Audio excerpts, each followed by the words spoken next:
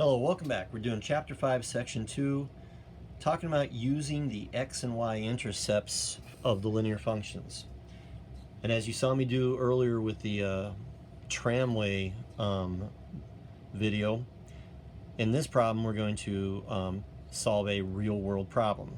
Simplified real-world problem, but still something that you would see, in this case, in a biology example. All right, so I'm going to read it. It says, to thaw a specimen stored at negative 25 degrees Celsius.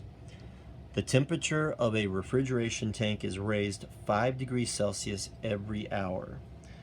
The temperature in the tank after x hours can be described by this function. F of x equals negative 25 plus 5x.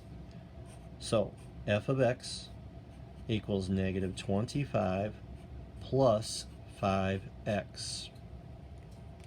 So what this problem is actually saying is that sometimes biology is the study of life, and sometimes you're going to, if you have a specimen that's deceased or dead, like an animal that maybe an unusual animal or animal that has some sort of like characteristics that you want to study, if you don't freeze it, natural processes are going to take over and it's going to decay.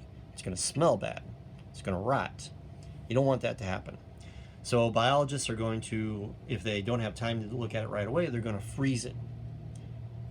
Just like you guys would freeze your hamburger in your freezer, okay? Or your filet mignon. When the biologist gets around to, gets everything ready to go to actually study the specimen, they don't want to study the frozen part. They want to, maybe they want to dissect it, excuse me.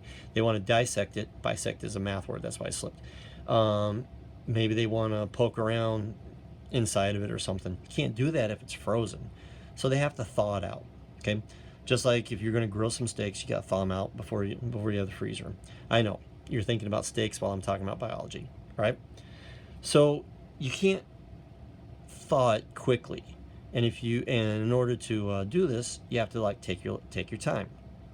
So what this problem is saying is that every hour, x is going to be measured in hours. Every hour, the temperature is going to go from negative 25 degrees Celsius, which is way below freezing. Remember, freezing on Celsius is 0, to it's going to come up 5 degrees.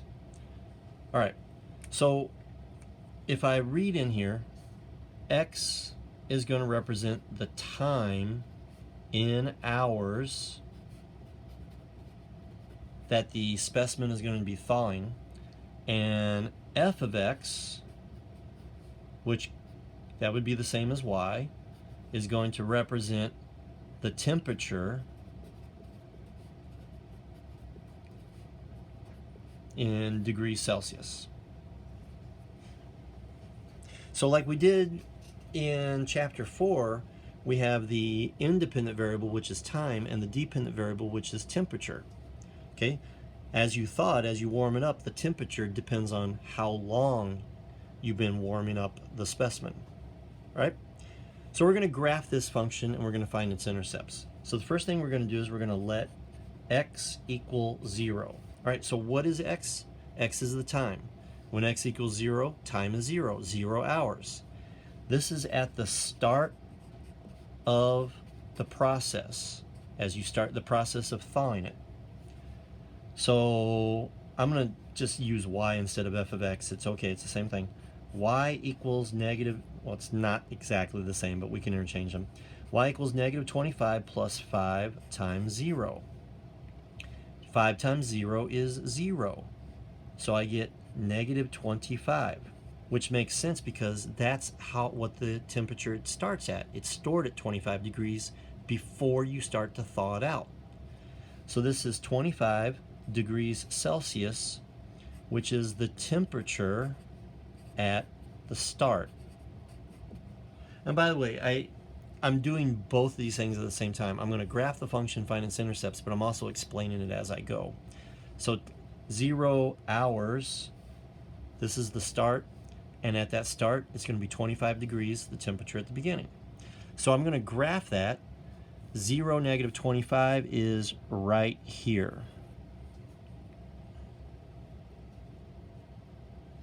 All right, so now we're going to let f of x, or y, equal 0. So I get 0 equals negative 25 plus 5x. And by the way, let y equal 0. This would be 0 degrees Celsius. So you raise the temperature to 0. 0 is, on Celsius, is the freezing temperature of water. Okay, so 0 would be when the specimen actually, as you're warming it up, it's when when ice, which is water, but when ice melts. If you're cooling it down, it's when water freezes. Okay, so it depends on which direction you're going. Since I'm warming this up, it's when the if it was ice, it would start to melt. It's where the specimen is going to start to thaw out. All right, so I would probably want to go beyond this to find out when it's at a comfortable temperature to work with.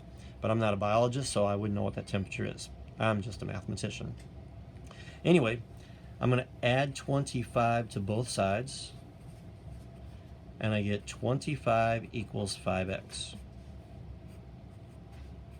Divide, I'm out of space right here, so I'm going to write it over here. I get x equals 5. And remember, x is the time in hours, so that is 5 hours. And this is 5 hours until the temperature is now 0 degrees Celsius. So that would be right here. And the graph of that is going to look like this. I'll use my ruler again.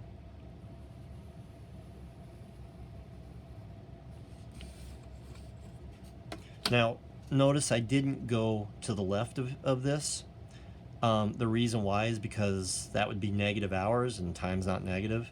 All right, but I did go beyond it because the temperature can go above 0. Right? So, to review for this one, I let x equal 0, found out what y was, which was negative 25. I let y equal 0, found out what x was, which was 5. That allowed me to graph it. To understand it, this point right here, and I'll draw it on here. This point right here, time is 0 hours, so that's at the start. And the temperature is negative 25 degrees Celsius. That's what it was stored at.